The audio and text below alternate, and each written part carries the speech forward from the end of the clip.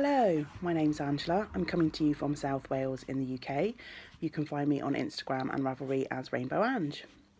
Today is Saturday the 8th of April and I thought I'd pop by and just make a quick video for you to tell you all about my first week as a yarn shop owner. It just seems incredibly crazy to me that a week's gone by already. It doesn't seem like 5 minutes since I was here chatting to you saying, oh, it's a week to go until I take over the shop, and now a week has already gone by. It's just incredibly nuts, really. It's been an incredibly busy week, but also really, really fun. It occurred to me earlier that I don't think I've actually ever mentioned the name of the shop on any of my little videos. It's called Yarn and Yarns and we're based in Penarth in South Wales. It's just outside of Cardiff. You can get to Penarth from Cardiff Central Station in 10 minutes on the train, and then the shop's another 5-10 minutes walk from the station, so we're quite accessible for anyone who might be visiting the area. And I don't think, to my knowledge anyway, there aren't really any dedicated yarn stores in Cardiff, so I think we're the closest, but if anyone knows different then you can always correct me.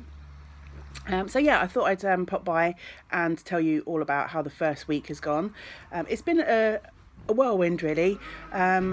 It's kind of exceeded my expectations in a lot of ways.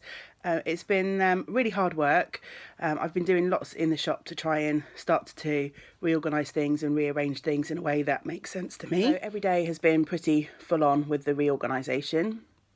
From a customer point of view, there's been good days and bad days, kind of as I expected, really. But yeah, from the first moment that I started last week, all the regular customers have made me feel extremely welcome. There's a real nice community around the shop, which I absolutely love. You know, even on the quiet days, there'll be people kind of popping by just to say hello, maybe stop for a cup of tea and do a little bit of knitting and things. So yeah, it's great.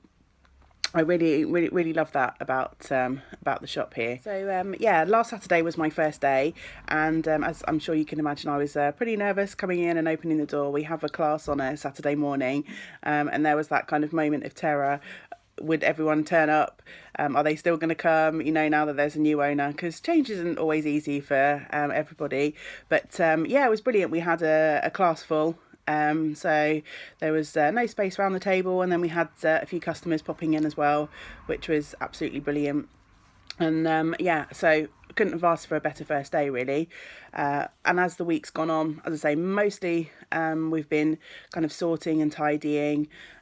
We even came in, when I say we, that's me and my other half James, came in on Sunday to rearrange the window. So yeah, it just sort of started from there, the reorganisation, and every day since I've picked sort of a small task to try and get done, and have just been sort of plodding along and getting things rearranged and reorganised.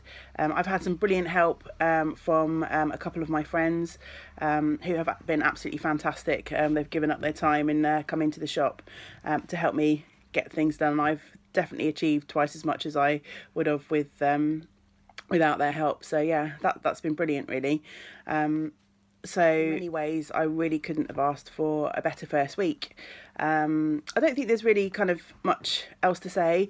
What I will do before I completely sign off is give you a little tour of the shop, so you can see where we are a week on from the last video. There's still quite a lot to do, but I think given that we have only been here a few days, and also some of those days have been really busy, we have sort of classes going on at various points through the week, so obviously there's not really much opportunity to kind of get reorganisation and sorting done when we've got people here. So it's not as though we can be doing that sort of full time, and obviously you have to stop to serve the customers, and you know, you never know how many interruptions that you'll get in the day with regards to people coming in and out of the shop. But yeah, I think we've done a lot. So yeah, I'm quite pleased. So yeah, so I'm going to stop rambling, and hopefully here you'll find a little tour of the shop. I'm going to start the video in much the same place as I did for the last video that you saw. So I'm standing by the front door here. If you watched the last video, you might see that some things have changed already. So the buttons are still hanging on the wall, but we have reorganised those and tidied them up a little bit so they all fit a little bit better on the hangers. And the tray that was under the window, which has all the individual buttons, is now sitting underneath the button rack, which just makes a little bit more sense to me. So as we go around to the shop, I haven't really done anything about the display cabinet yet, which I really must get onto. So I think that's going to be the first job for next week. All the yarns are pretty much in the same place, but we have started to reorganise the cubbies so they're a little bit tidier. Well, hopefully they come across that way. And we've also started to put up price labels on all of the cubbies, which was missing before. So I've tidied up the counter area, so no more pile of paper, and you can actually see the countertop. I've put a little crate on the side of the counter just with a few discounted yarns of Noro in there, sort of last of line or a few oddballs where we've just got one colour, to try and tempt people into buying those. And it has worked, because I did have that cubby before and there was also a big stack of yarn at the side, so it's definitely going down. So panning round to where all the Rowan yarns are, that hasn't really changed much. Neither has the corner with the needles. That's going to be the next job. Unfortunately, I still have things piled up on the floor on this side of the shop. I have made some inroads into that. There were lots of kind of one-off individual magazines and bits and pieces that I've now boxed up and put in the office for now. But all of the pattern books and everything that are down there, I need to find something to do with those going forward. Panning round to where we have the crochet hooks. The hooks are still there, but I've started to experiment with using that rack to hang a few skeins of yarn, which I think is going to work well. I'd like to move the hooks over into the other corner where the needles are eventually, and have that as a sort of hanging wall of yarn really. And then into the last corner, we've got all of the sock yarn that was by the door as you come in, is now up in the cubby up there. And my friend Rian has done an amazing job reorganising those cubbies. I've got a little bit left to do today. Hopefully all the things on the floor down there are going to go into the spare cubbies that are along the bottom of that set there.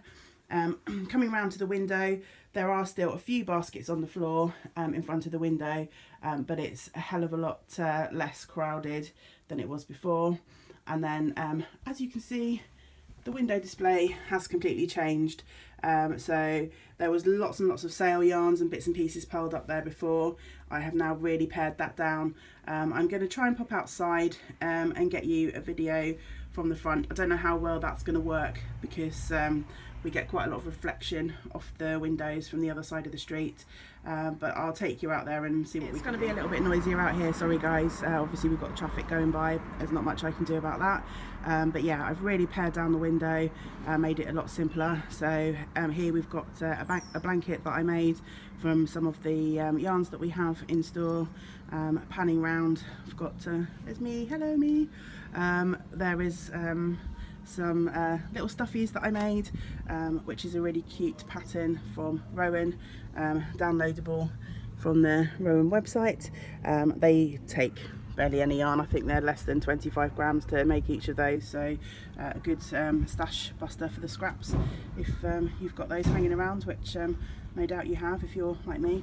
And then I've also put a crate of sort of spring colour yarns, which hopefully kind of complement the colour scheme that I've got on the window. They're all bits and pieces, mostly cotton yarns, and again they're all sort of sale yarns because they're either discontinued or the last few that we have. So yeah, that's kind of the end of the grand tour really. Hopefully you'll be able to see quite a lot of difference from the video that I recorded last week. And I'm sure I'll be back to chat to you before too long again. Thanks guys, bye.